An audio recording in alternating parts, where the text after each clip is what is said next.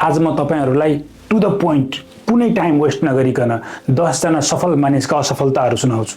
Number 1, Michael Jordan जसलाई स्कुलको basketball टिमबाट basketball खेल्ने स्किल छैन भनेर निकालिएको थियो, तर त्यही व्यक्ति पछि गएर बास्केटबल इतिहासकै महान खेलाडी बन्न पुग्छ।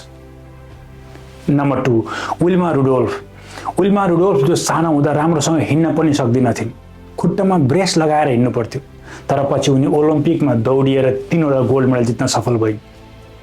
नम्बर 3, ओप्रा विन्फ्री जसलाई टेलिभिजनको लागि फिट छैन भनेर जबबाट निकालिएको थियो, तर पछि उनी संसारकै सबैभन्दा प्रभावशाली, सबैभन्दा इन्फ्लुएन्शियल टिभी पर्सनालिटी बनिन्।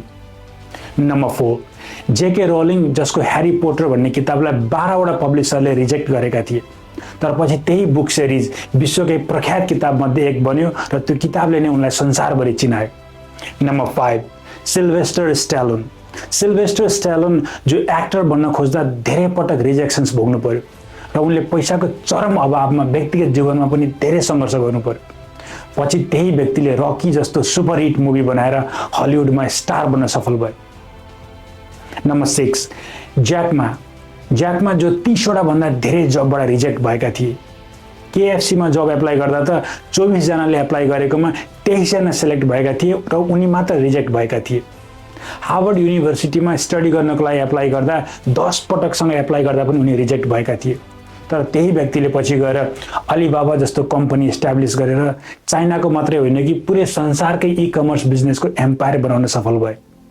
नम्बर 7, क्रिस गार्डनर यति गरिब थिए कि कुनै समय उनी आफ्नो छोरासँग सडकमा बस्न बाध्य भएका थिए। कहिले पब्लिक टोयलेटमा सुत्थे त कहिले चर्चको सेल्टरमा रात कटाउँथे। उनले जीवनमा धेरै दुःख, धेरै असफलता र धेरै अपमान सहेर पनि कहिले हार मानेन। त्यही व्यक्ति पछि गएर एक सफल स्टक ब्रोकर र मिलियनर बन्न पुगे।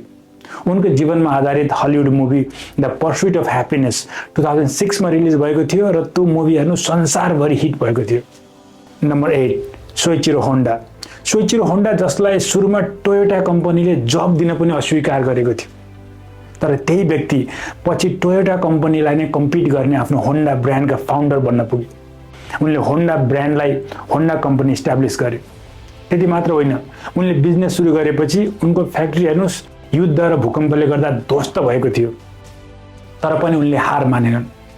आज त्यही होन्डा ब्रान्ड जापानमा मात्र होइन कि संसारभरि, पुरै संसारभरि प्रसिद्ध बनेको छ। नम्बर 9, वाल्ट डिज्नी जसलाई न्युज पेपरले तिमीमा क्रिएटिभिटी छैन भनेर जबबाट निकालिदिएको थियो, तर त्यही व्यक्ति पछि संसारको one of the most creative मानिस बने र सबैभन्दा ठुलो इन्टरटेनमेन्ट एम्पायर बनाउन सफल बने।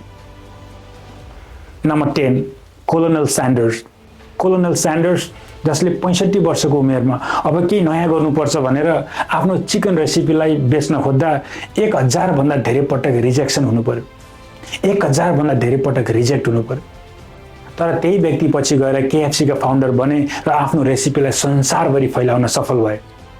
हेर्नुहोस्, दुनियाँले तपाईलाई जहिले पनि अन्डर एस्टिमेट गर्न सक्छ, दुनियाँले तपाईको सेल्फ कन्फिडेन्सलाई कुनै पनि बेला कमजोर बनाउन सक्छ, तर तपाईँ आफूले अन्डर एस्टिमेट गर्नु भएन।